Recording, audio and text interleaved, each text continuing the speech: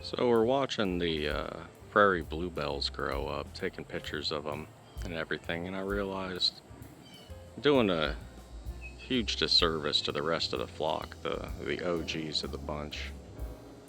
Right here on the right, we got Roos who I woke up from a nap. Since I'm out here, he thinks he can sleep on the job. Right behind him is Queen Elizabeth, a cinnamon queen. Next to her, that would be Queen Mary, another cinnamon queen.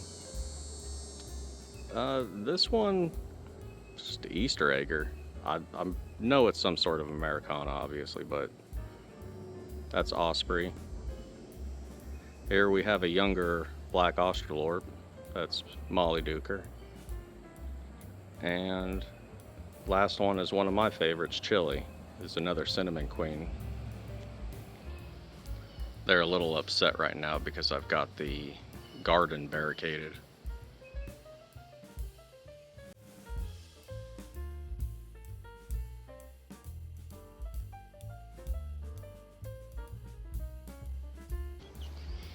So as seen in the weekly updates, we got the prairie bluebells who are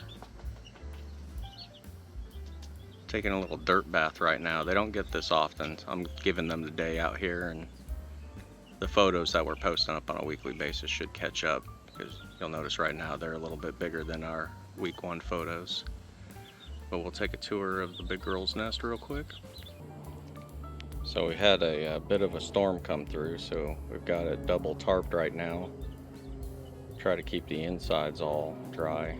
We just ripped up the screen fencing that we've got right there. We like to grow a little grass every now and then, and we'll put the roosting rods on the other side and start all over again. Lift it up about once a month. Gives them a little extra playtime, a little extra scratch inside, since everything else in the run will stay dead. It's their drinking system, which honestly is a bit overkill. I think next time I'm just gonna drill the cup straight into the bucket itself. I've got a detachable right here. You can unscrew it and you can just take the bucket out and clean it out, but I mean, it's easier to just lift the whole bucket out with the cups attached. If you're careful, you won't knock them free or break them. And this automatic chicken door right here works pretty good. We saw good reviews in it. One got completely submerged and still works, and it hasn't seen any change since that storm came through, other than, I mean, you got a little tan line right there, but I think that's mostly from the sun shining through in the morning. It comes with an attached little solar panel. We have it timed, so to try to keep Roos from crowing before 8 in the morning, but it doesn't really work. I'll show you the rest of the tarp in order for light deprivation, but we got those other 3 roosters on the outside in the run making noise in the morning, and wakes him up, and he ain't too happy about that.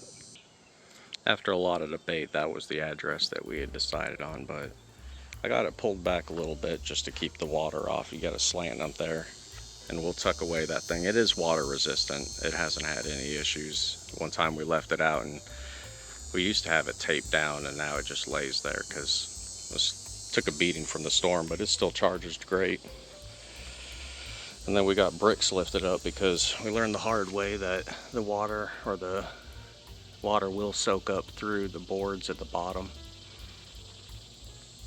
Wasted a bit of bedding the first month we had this built. But as you can see, everything stays nice and dry now.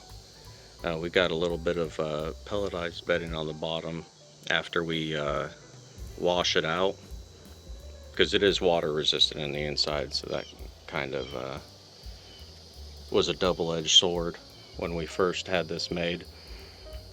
Keeps the water from